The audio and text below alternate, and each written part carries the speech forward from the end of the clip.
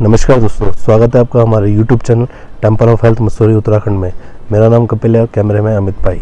और जैसे कि आपको पता है, हम मसूरी के बारे में नई नई वीडियोस लेके आते रहते हैं। तो आज हम एक नई वीडियो लेके आए हैं जिसमें हम आपको गनिल की हिस्ट्री बताएंगे। आइए चलते हैं भारद्वाज जी के साथ गनिल।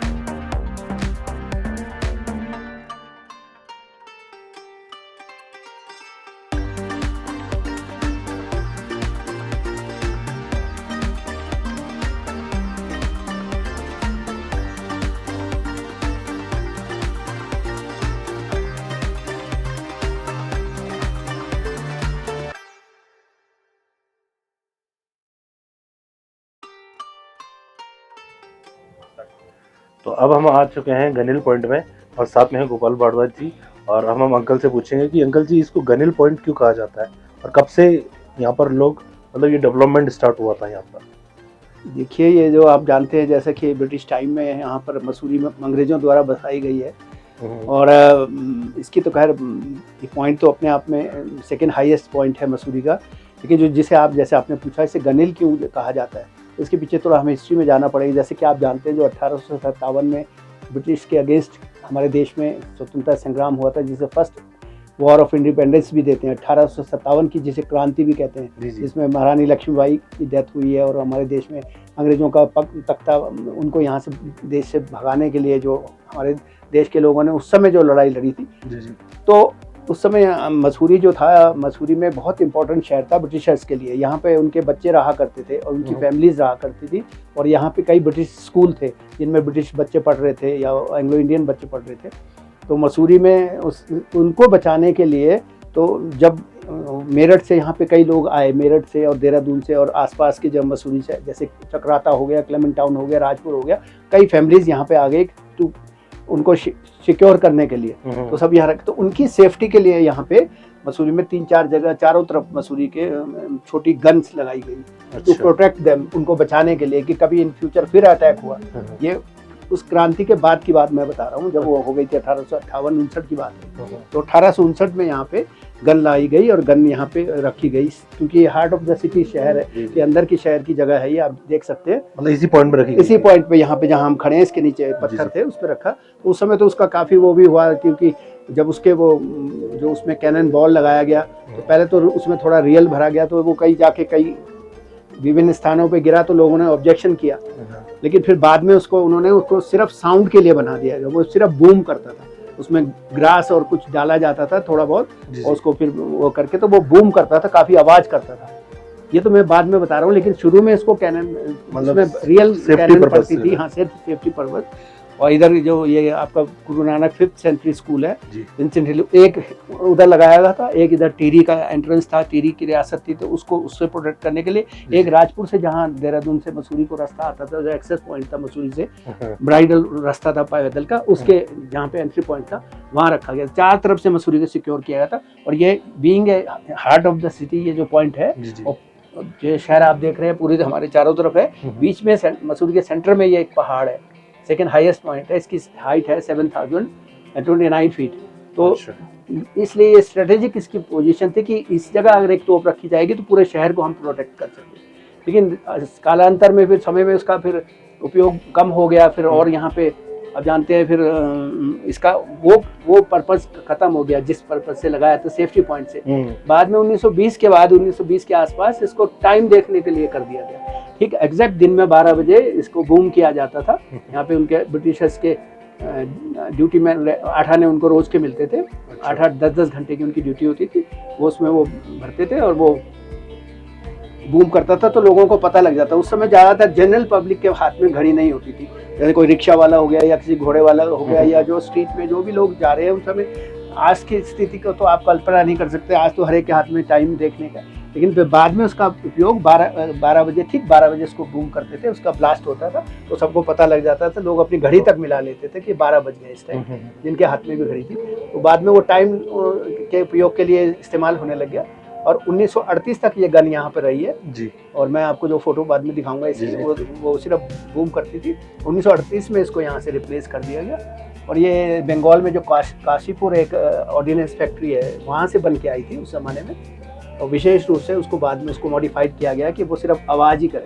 क्योंकि जब शुरू में यहाँ से उसको एंगल लगाया गया तो पहले इस तरफ यहाँ कासल हिल स्टेट में एक सैनिटोरियम था, एक उसमें बीमार लोग रहा करते थे, तो उनको ऑब्जेक्शन हुआ कि यहाँ पे आवाज़ हो रही है। एक बार वो जो आज लाइब्रेरी पॉइंट है, गांधी चौक है, वहाँ पे कोई लेडी जा रही थी डांडी में बैठ के, तो उसकी गोद में जाके वो गोला गिरा। अच्छा। और इधर भी कुछ प्राइवेट हाउसेस थे तो उन लोगों ने ऑब्जेक्शन किया, तो बाद में फिर उसको, तब मैंने जैसे बताया, सिर्फ बूम करता था वो, और वो कोई उससे डैमेज नहीं होता। तो उस टाइम पे ये सिर्फ यहाँ पर गन पॉइंट हुआ करता था, सिर्फ गन पॉइंट था। देखते हैं कि वो वाटर टैंक बन गई, ये तो 1920 में यहाँ पे, क्योंकि मैंने जैसे बताया ये एक तरह से ना, पहले जब मैंने यहाँ की हिस्ट्री में सुना है कि ये एक तरह से जैसे क्रेटर होता है ना, वोल्केनोस का, ज्वालामुखी के बाद क्रेटर होता है, सॉर्ट ऑफ इस तरह का पहाड़ था यहाँ पे। अच्छा। तो कुछ होलो था इसमें, तो उन्होंने उसी को और बनाकर टैंक बना दिया, डेवलप कर दिया, और 1920 में पहला टैंक बना यहाँ पे। और ये जो बड़ा वाला जो टैंक देखते हैं ये 1939 में बना है। तो चारों तरफ जो मसूरी के स्प्रिंग्स थे, नेचुरल स्प्रिंग्स थे ना, तो वो उन्होंने वाटर के पंप लगाए, उससे पूरा पानी के टैंक में भरता था पानी, और फिर पानी अपने फ्लो से हर एक जो ऊंचा नीचा स्थान है उसमें अपने आप जो होता है ना, ग्रेडियंट होता है, उसमें फिर पानी अपने आप ही चला जाता है। ये जो हाईएस्ट पॉइंट था ना, ये मतलब शहर के लिए, तो पानी की सप्लाई के लिए अपने आप ही उनको सप्लाई का वो हो गया, और नेचुरल तरीके से पानी हर कोठी में और हर जगह पहुंच जाता था। तो उसका उपयोग पिछले 100 साल से तो यही मनाया जा रहा है, मतलब उसको यूज किया जा रहा है। यहाँ पे आप देख रहे हैं कई टैंक है, और अब तो खैर ये फोटोग्राफर्स का हब है एक तरह से, और टूरिस्ट बहुत ज़्यादा यहाँ पर आता है।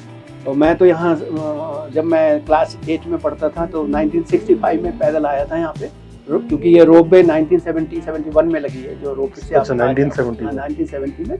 और तत्कालीन उत्तर प्रदेश के प्रधान मुख्यमंत्री थे चंद्रभान गुप्ता। अच्छा। उन्होंने अक्टूबर 1970 में इसका उद्घाटन किया था, और नगर पालिका में उस टाइम हुक्म सिंह पंवार नगर पालिका अध्यक्ष थे, तो उन्होंने और उन लोगों के, और भोला सिंह रावत जी थे नगर पालिका, उन लोगों के एफर्ट से ये ट्रॉली से इसको संलग्न किया गया। टूरिस्ट से अब एक्सेस बहुत आसान हो गया। अब देख रहे हैं उस बात को भी, आज 50-52 साल हो गए इस ट्रॉली को चलते हुए। जी जी। और पहले तो इसका 1 रुपये 50-60 पैसे, इसका मतलब 60 रुपये में मंथली पास बनता था, और 1 रुपये में ऊपर लोग आते थे। तो खैर इसका टिकट बहुत महंगा हो गया, ये समय बदल गया। लेकिन अब तो आप देख रहे हैं इसका बहुत ज़्यादा, ये कई लोगों को रोज़गार दे रहा है, इसमें आमदनी हो रही है, लोगों का रेवेन्यू हो रहा है, लोगों को रोजी रोटी का वो हो गया है। और टूरिस्ट सबसे ज़्यादा मैक्सिमम आता है, क्योंकि एक्सेस ट्रॉली से हो गया ना यहाँ से, मतलब, और यहाँ से आप देख सकते हैं सारा हिमालय, यहाँ से इधर का सारा दिखता है, बंदरपुर पहाड़ियाँ और केदारनाथ, बद्रीनाथ यहीं से दिखाई देता है। और ये जो जौनसार का इलाका है, ये सारा आपका जौनसार का जो टिहरी गढ़वाल जिले के ये जो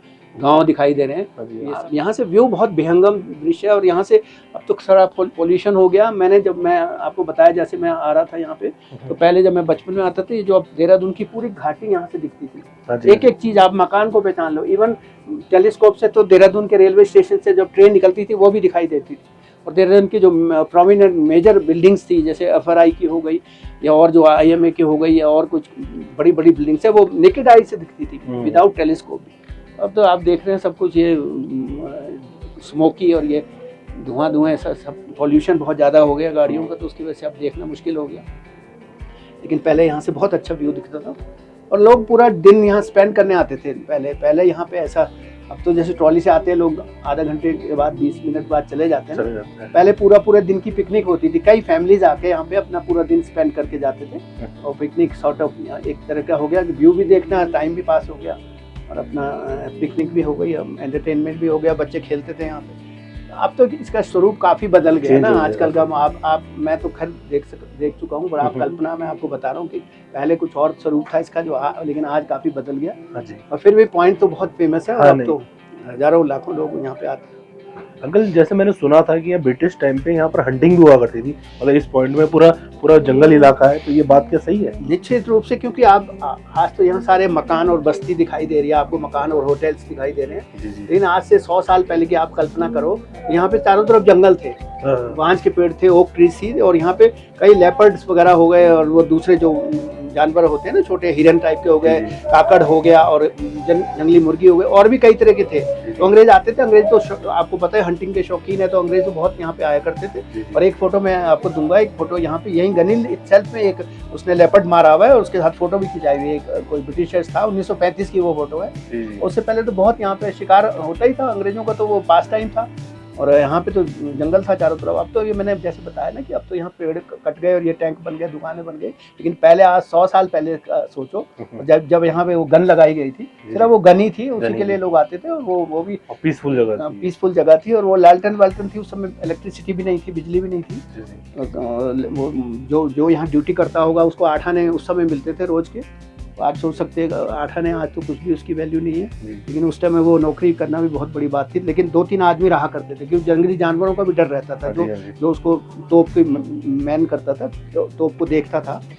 और इवेंचुअली वो तो बाद में तो खैर जब इसका टाइमिंग के हिसाब से तब तो काफी लोग आने लगे थे, और फैमिलीज आती थी यहाँ पे, काफी आती थी।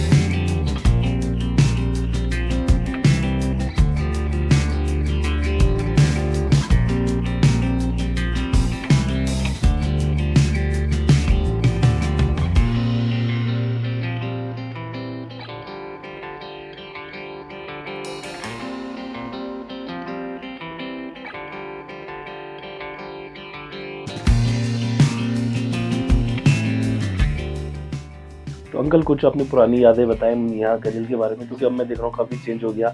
और एक बार आपने कहा था कि एक बार आप घोड़े लेके यहाँ पर आए थे, उस टाइम पे कुछ नहीं था यहाँ पर, तो उसके बारे में बताएं कुछ। देखिए, जैसे आपको पता है मेरा जन्म तो मसूरी में ही हुआ, I was born in Mussoorie.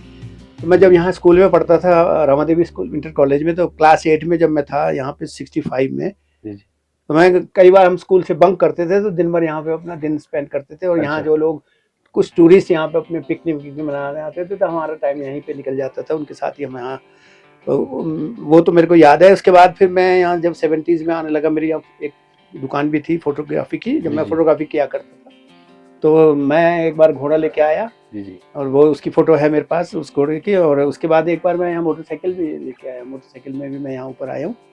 वो भी एक अपने आप में हम, आप जानते हैं यंग एज में आदमी को, जो यंग होता है उसको नए नए चीजों में एक्सपेरिमेंट करने के लिए। पुराने टाइम में फिल्म शूटिंग भी काफी हुआ करती थी। हाँ, यहाँ 2-3 पिक्चरों की शूटिंग हुई है। एक तो दारा सिंह की पिक्चर का मेरे को वीरू उस्ताद याद है, वीरू उस्ताद आए थे यहाँ पे, और वो किरण कुमार एक थे पुराने एक्टर, एक जोगिंदर थे, उनकी यहाँ शूटिंग हुई। बकायदा हमने देखा कैसे आर्टिफिशियल चीजें दिखाई जाती हैं, ऐसे तारों पे लटकते हुए, लेकिन नीचे टेबल लगा हुआ था। अच्छा, मेरे सामने ये कुछ हुआ।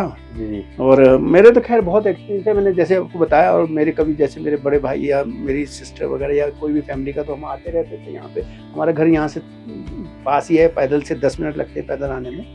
तो बचपन से मेरे तो इस गनील से काफ़ी वो जुड़ी हुई है यादगिरी, और इसीलिए हम एंजॉय करते थे अपना बचपन यहाँ पे। और आज तो इस बात को कोई कल्पना भी नहीं कर सकता कि कोई यहाँ पे घोड़ा भी लेके आ जाए या मोटरसाइकिल लेके आ जाए, लेकिन हमें एडवेंचर में इन चीज़ों में उस समय हमारे को बहुत शौक था। उसके बाद आपको जैसे पता है, मैं यहाँ से मसूरी से दिल्ली रोलर स्केट पे गया, और तो ऐसे इस समय यंग एज की बात है, हम यहाँ इस फ्लोर पे भी स्केटिंग किया करता था। उसकी भी मेरे पास फोटो, मैंने यहाँ से रोलर स्केट इस फ्लोर पे भी कई बार किया। बल्कि ये जल संस्थान वाले कई बार ऑब्जेक्शन करते थे, हमारी कंप्लेन हो जाती थी, क्योंकि इसके नीचे आप जानते हैं पानी का टैंक है ना, तो उससे वो कहते थे टैंक पे वाइब्रेशन हो रहा है, आप मत करो। फिर भी बच्चे तो जैसे होते हैं यंग एज के होते हैं वो अपना कुछ ना कुछ करते रहते हैं, लेकिन ये 2-3 हैं और थैंक गॉड मेरे पे उनकी फ़ोटोज़ भी है। I will share with you. Thank you.